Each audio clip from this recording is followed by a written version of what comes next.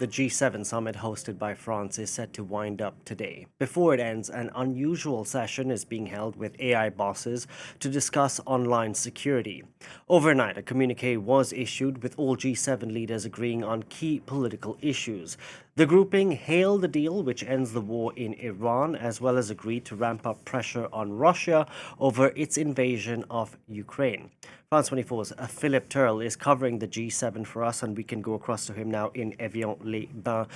Philip, good afternoon. No surprise that G7 leaders welcome the MOU between the US and Iran. But when it comes to support for Ukraine and getting Donald Trump on board to ramp up pressure on Moscow, what's been decided?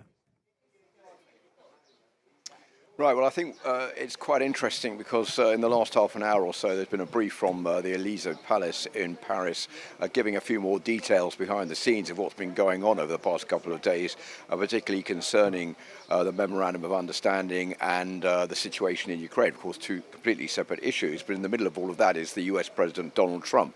And fears ahead of this summit that Donald Trump might just walk out like he did in the G7 summit in Canada last year. So it was in France's interest to try to keep Donald Trump on board and to try to offer him some kind of off-ramp as far as the war in Iran is concerned in exchange for something else. So what the Elysee Palace has been saying is that basically they wanted Donald Trump on board concerning the situation in Ukraine, saying that the United States has got to put more pressure on Vladimir Putin. The United States should side with Ukraine more because Ukraine is now on a winning streak in this war with Russia and also with the position of the United Nations and the other members of the G7. That now appears to be the case.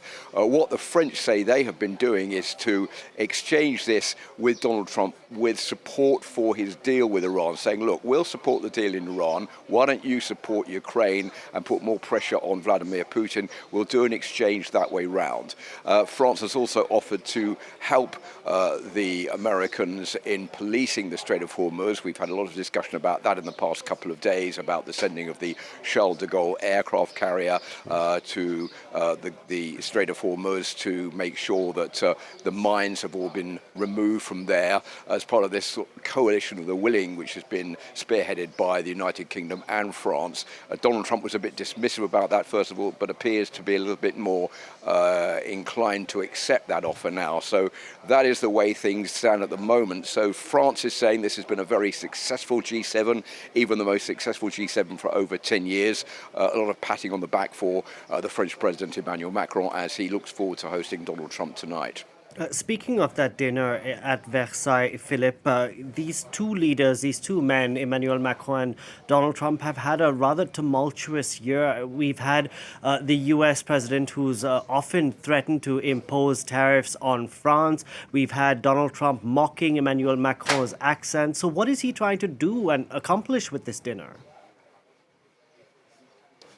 This is what's known, Delano, as France's ultimate soft power. Bring Donald Trump to Versailles, where all the gold trimmings are exactly what he wants.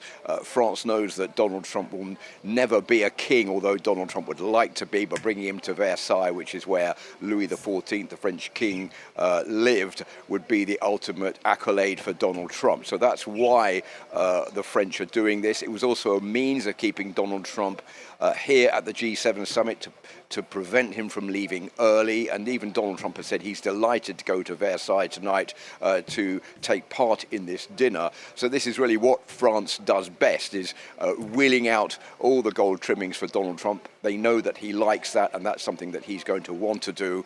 And it will be a success for France and bring this G7 summit to a successful conclusion. And I think Donald Trump is looking forward to this dinner tonight as much as the French President Emmanuel Macron, after what has been, you're quite right, quite a tumultuous year, a relationship where Donald Trump has threatened again to impose 100% tariffs on French wine and champagne over the imposition of taxes on tech giants from the United States by the European Union. I think the French are hoping that with this dinner tonight, Donald Trump might begin to forget about imposing those taxes on French champagne